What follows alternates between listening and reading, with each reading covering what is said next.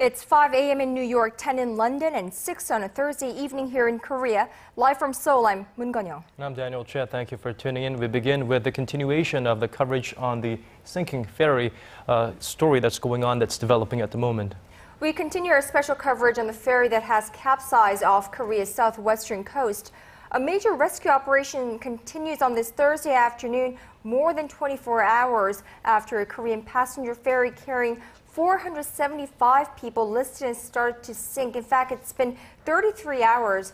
9 people have now been confirmed dead, while 287 others remain unaccounted for. Now, most on board the Seoul ferry were teenagers, high school students heading to Korea's southern Jeju Island for a field trip. Let's go straight to our Connie Kim, who's standing by at an emergency management center that's been set up there to deal with this very tragic incident. Connie, what's the latest? Yes, there were recently reports that 3 passengers have been found dead, but the Coast Guard says the current death toll stands at 9. Well, the Ministry of Security and Public Administration has confirmed that 5 foreigners were on board. 2 Filipinos, both in their 40s, are confirmed to have been rescued. The whereabouts of the 3 other foreign passengers are unknown, including an 18-year-old Russian student and 2 Chinese nationals at Korean descent in their 30s. According to a press briefing led by the Securities Minister this morning, 179 people have so far been rescued from the ferry, and there hasn't been any news on rescued passengers as of now. 101 of them are currently being treated in 8 different hospitals, and 5 are in critical condition. Now, there were conflicting numbers yesterday about the total number of people on board the ship when it went down, and that number has now been fixed at 475. A lot of confusion here, but one thing for sure, the whole nation wants everyone found safe and sound. The search and rescue efforts do continue. Connie, we are learning of new details on what may have caused the vessel to sink, right? It just came about an hour ago that it's been confirmed by VMS, or the Vessel Monitoring System, that the ferry made an abrupt shift in the travel course at about 8:48, 4 minutes before the first report came in, and this could have caused it to list. Due to this, the 180 vehicles and 1,000 tons of cargo on board to shift to one side, ultimately leading the ship to capsize very quickly. This again is a provisional finding. It's important to repeat that as the investigation into what happened continues, and there is still a possibility that the ship might have crashed into submerged reefs or rocks. And we will, of course, continue to monitor the developments in the search and rescue efforts while continuing to hope for the very best in this very difficult time. Our Connie Kim reporting live from the Emergency Disaster Center in Seoul. Let's now go live to our Yurian. She joins us from the Paengmok Port or Harbor in Jindogun County, where search and rescue operations are underway. Leon, what is the atmosphere like over there?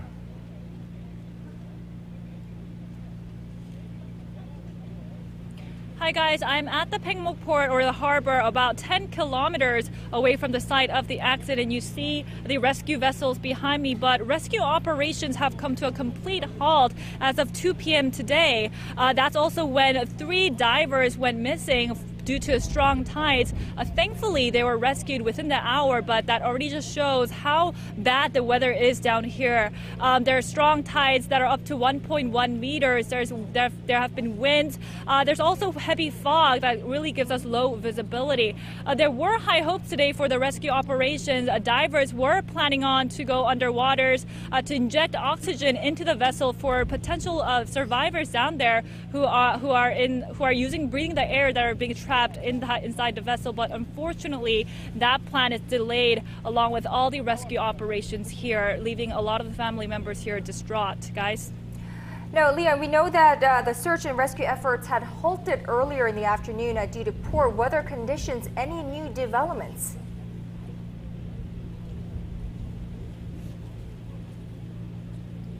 Well, as soon as the weather conditions improve, rescue operations will continue right away, but we're not really sure when that will be.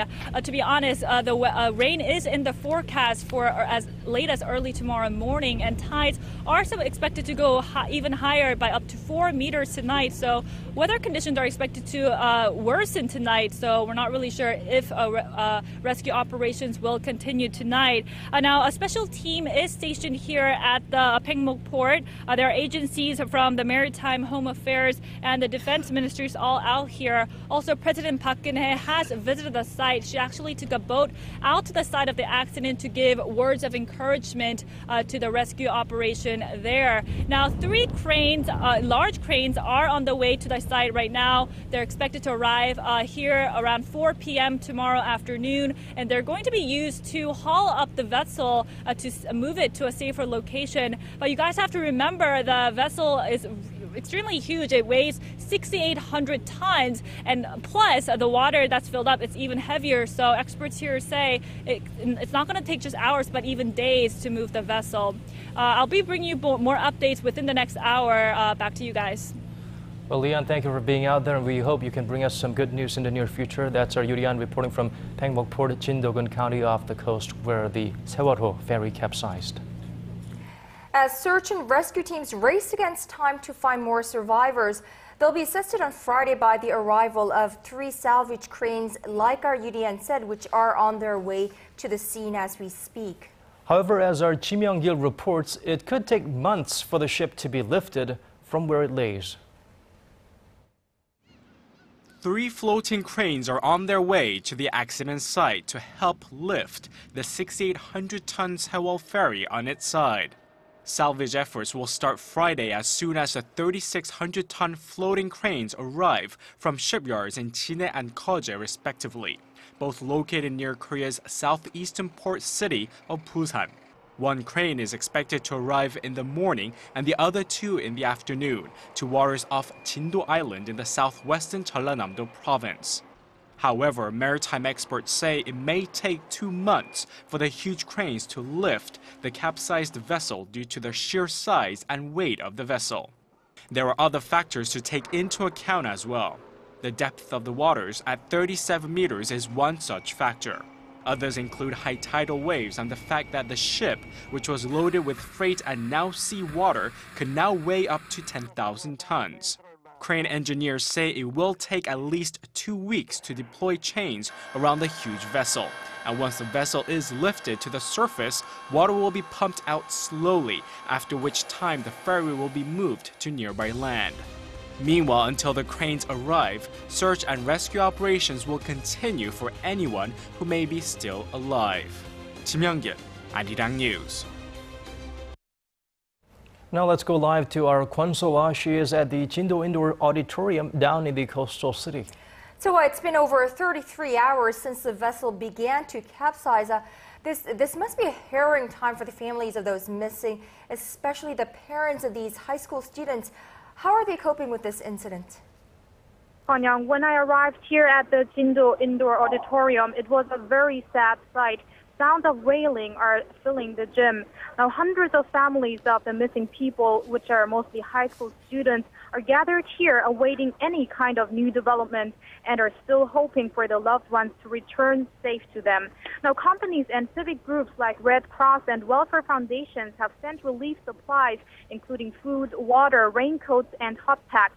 But much of the food has been left untouched. 500 volunteers are helping out, which includes nurses who care for family members that fainted. Now, so we heard that President Park Geunhye is there to comfort the families of those missing and answer any questions these families might have, right?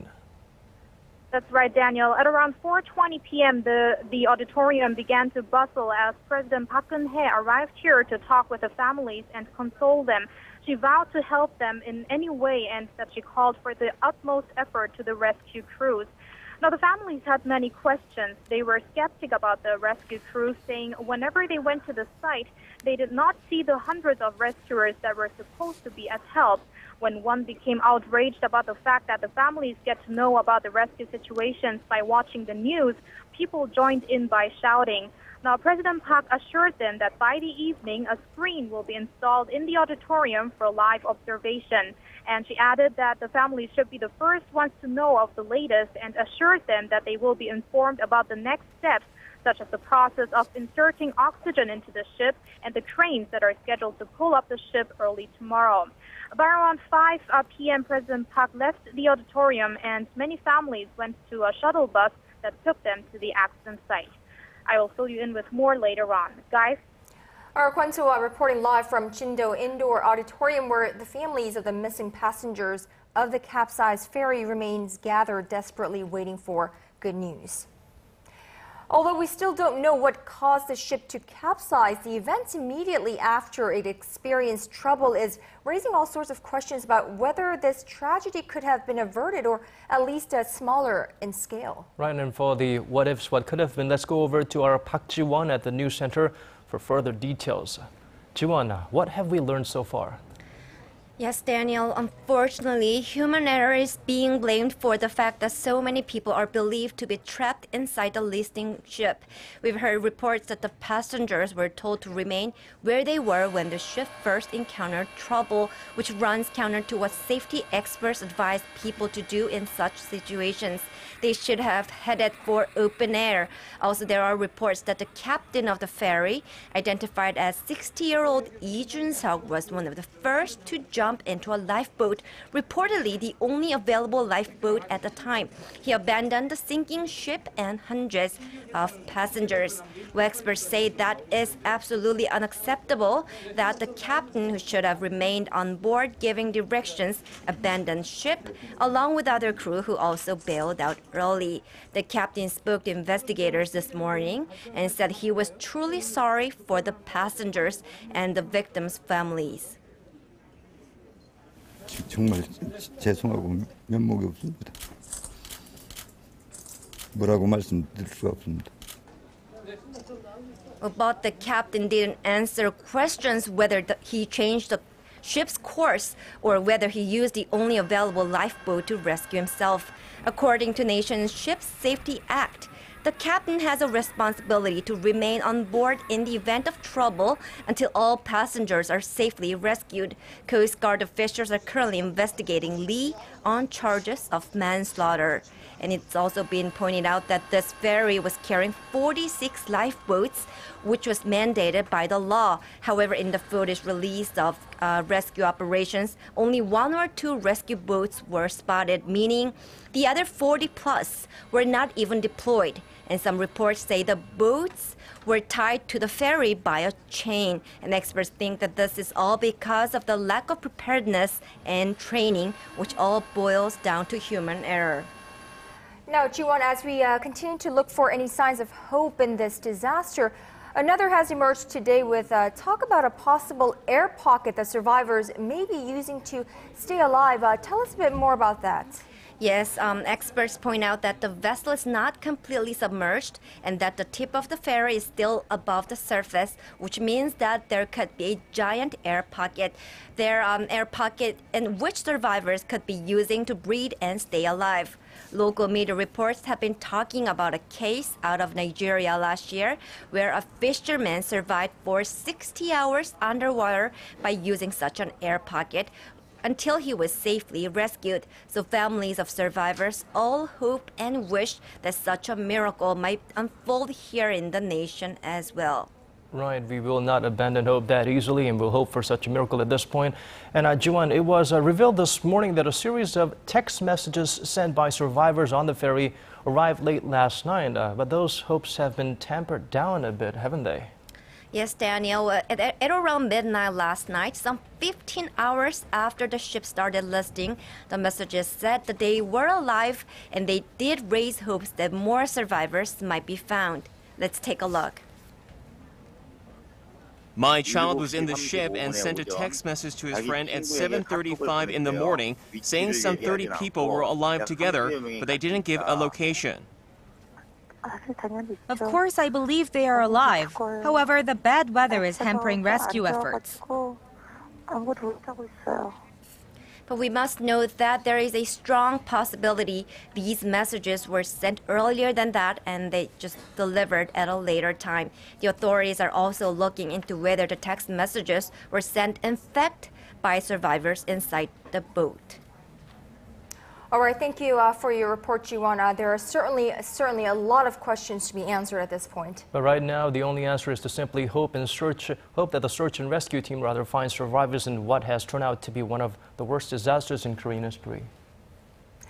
So the exact cause of this accident is yet unknown, but there is plenty of speculation on how this 6,800-ton ferry, the second biggest of its kind operating here in Korea, went under in less than just 2 hours. Well, let's try getting a better sense of the situation down in Jindo, what might have caused this huge ferry to sink, and the terrain the rescue team are dealing with there in Korea's southwestern coast. For that, Kim Kwang-soo joins us live on the phone. He is a professor at Mokpo National Maritime University's Division of Maritime Transportation Systems. Thank you so much for joining us, Professor Kim. Now, Professor, what could have possibly caused this massive ferry to capsize and so quickly, too? I mean, we hear that this is quite uncommon. Now, it is a highly controversial issue to identify the cause of the accident. It is too early to conclude the cause of the accident because the accident is under inspection, and the outcome of the inspection is not produced yet. However, in my opinion, there is a possibility that a strong tidal current made the ship deviate from the intended coastline of route and led her to collide or touch with something such as a sunken rock happened before arriving the accident site of capsize. So, Professor, we've heard that these are very difficult conditions that searchers are working in. Could you give us some perspective on this area, the water conditions and the general terrain? The weather forecast said that it is getting worse, and a strong wind and a rainy weather. Unfortunately, bad weather will make search and rescue operation more difficult. It is most regrettable that there is not much possibility of a survival rescue of missing persons. It is so miserable. Now, in the site, they are trying to supply oxygen into the sunken ship. But oxygen in the air is critical to the survival of persons confined on board the ship. Oxygen makes up around 21% of the air we breathe. Content of oxygen below the 7% of the air is reported to endanger human life and lead to the loss of life. It is suspected that breathing oxygen deficient air can damage the central nervous system of a human body. Thus, it is impossible for a person to breathe and maintain their own lives in the oxygen-deficient airs. The lives of persons confined on board the sunken ship depend on the content of oxygen in the air trap of the ship sunken. Hypothermia is another important factor to the survival of person, as the body temperature below 33 Celsius degree is very danger to the lives of passengers. The present water temperature is reported to be about 12 Celsius degrees. The person in the water of 12 Celsius degrees is said to be survive only for about 2 or 3 hours at the maximum. So I am worried about that. Professor, one last question. Let me ask you something that's being speculated widely by the parents of these students, those with loved ones on the ship. They are talking a great deal about air pockets and the hope that there are air pockets on this vessel which could prove to be critical for the survival of these passengers. What are the chances of passengers finding air pockets on a vessel like this in this kind of situation? The ship is capsized and the stem, I mean the head of the ship is lifted up over the surface of the water, but the stern part is down to the bottom of the seabed. And the air is tends to rise to the upward. And now air pocket is reserved in some parts inside of the ship. So maybe I hope the survivors of the survivors confined on the ship to try to get air to breathe. Oxygen is now getting depleted. So we have to try to furnish and provide oxygen if possible. But maybe ship is not completely down to and deposited to the bottom of the sea. So that means the air pocket is distributed around the ship. So maybe some survivors can survive for the time being. So that is the time problem. Okay, thank you so much for your time, Professor. Unfortunately, that's all the time we have at the moment. We look forward to some good news to come, although the possibility is the odds are stacked against us, but the possibility is not zero, so we'll hope for the best. Thank you, Professor Kim, for that. Thank you.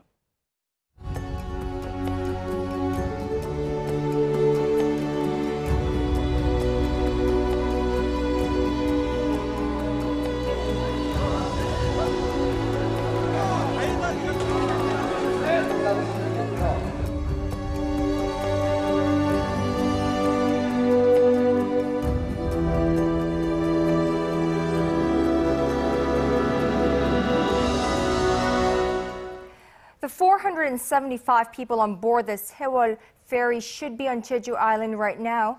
They left from the port city of Incheon Tuesday night and were nearly 12 hours into their trip when something caused the ship to capsize. Our Shin Se-min walks us through the ferry's journey leading up to that fateful moment. 11 hours and 52 minutes. That is how long the capsized Korean ferry traveled after departing from its port with 475 passengers on board, more than 300 of them high school students. Ranging from little children holding their mother's hand to middle-aged travelers with backpacks, they all walked towards the ship, not knowing what was to come. The ferry leaves port an hour and 20 minutes after its scheduled departure time due to foggy weather skirting the coastal area. We were told the thick fog would delay our departure time. There are no indications of any trouble after the ferry hit open waters. And around 10 p.m. Tuesday, the ship passed by Palmi-do Island, slipping through the Incheon coastal waters, heading south toward Jeju Island. By dawn, the Seoul ferry passes near waters off Mokpo near Jeollanam-do province. 8:30 in the morning. Excited students wake up to thoughts of their field trip to Jeju. Many either call or text family members about their whereabouts and to tell them they are safe. But 20 minutes later, with just 2 hours to go before the ship is set to arrive at port, the ship comes to an abrupt stop and begins to capsize. The students and others on board would be in Jeju right now, if not for whatever caused the ship to sink. Yet, a majority of them remain missing at this hour, with a massive search and rescue operation underway to find them. Shin Se-min, Arirang News.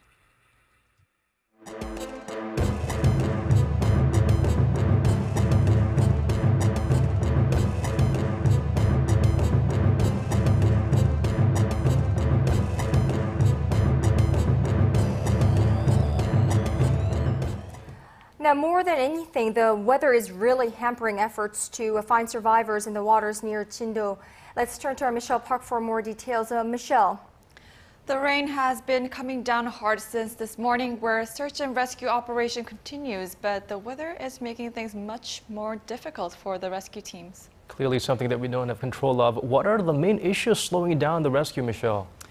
Well, the strong tidal current is the biggest problem right now, and the height of the wave is at 1 meter with strong wind blowing at 10 meters per hour, which isn't looking too good. Now, the water temperature at this moment is at 11 degrees, and we are expecting continuous rain at the scene until tomorrow morning with strong wind at 12 meters per hour. And with this, the height of the waves will also increase. Now, we'll continue to monitor the situation and hope for the best. Now, the rain that started in the southern region this morning is extending over nationwide into the night. And also keep in mind that we have the fine dust advisory in the central region. Now going over to our temperature readings. Seoul tops out at 12 in the morning tomorrow and gets up to 23 in the afternoon. Meanwhile, the southern cities such as Daegu and Busan will get up to 20 and 18 degrees. Now moving over to other regions, Jeju Island peaks over to 17 degrees while Conn-young tops out at 9. Well, that's all for now. I'm Michelle Park and back to you guys.